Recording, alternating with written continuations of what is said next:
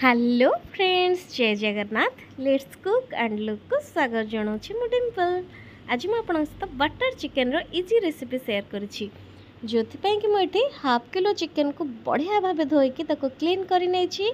एबे से मु लंका गुंड, हल्दी गुंड, काश्मीर चिली, चिकेन मसला और लुण को दे आउ ता सहित 3 चामच दही को देकी भल भाव मैरिनेट कर देछि। आपन दही जगह चाहिए लेंबू को मध्य ऐड कर परिबे।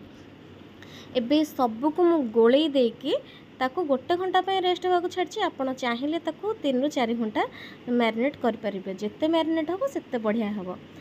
तापर मुझे मसला पेस्ट पे नौ गोटे बड़ टमाटो, किछि काजू, चारमगज, अदा और रसुण, ता सहित 3टी बड़ पियाज। एबे मु कड़े गरम कर सारिया पर से तेल दे देछि।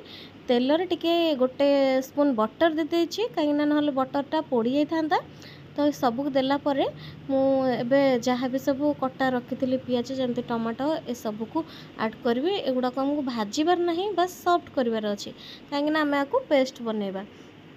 तो मुझे सबू मसला को बढ़िया भाव टिके सॉफ्ट हवा पर्यंत भाजी नहीं।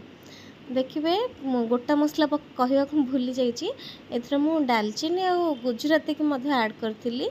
आपण प्रथमे तेल पकईदेवे, देखिए तार गोटे बास्ना भल थाए। तो मुझे भूली जाइए आउ टिके चीनी की ऐड करेंगे, कहीं टिके सुगर टेस्ट रहिले भल लगे। जदि आप चाहूना तेज पकईबे ना निहाती टिके पकईबे।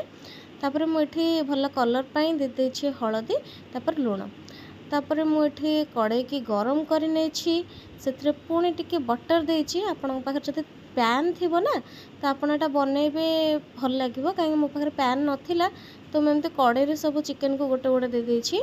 एमती चिकेन को टिके भाजला भाया करदे, तार गोटे बढ़िया स्मोकी स्मेल आसे जोटा कि बटर चिकेन पाई बढ़िया लगे। तो मुझे चिकेन को टिके केते 70% भाया कुक कर नहीं, बेसी आपन को ये करबार नहीं। 70% कुक करेंगे जमती गोटे साइड चिकेन रो हल्का जमती टिके पोड़ला भाया हो। तो मुझे सब आइंस पानी जमी मरज तो काढ़ी ने। एबे मु पुणी कड़े टिके तेल दे देछि। बटा मसला को एबे से मु ऐड करनेबी।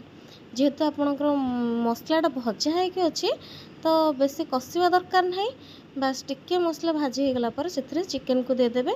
तापर टिके कसूरी मेथी आउ क्रीम ऊपर देके ताको गार्निश करेंगे। मुझे लाछा पराठा सहित एंजॉय करती। Thanks for watching.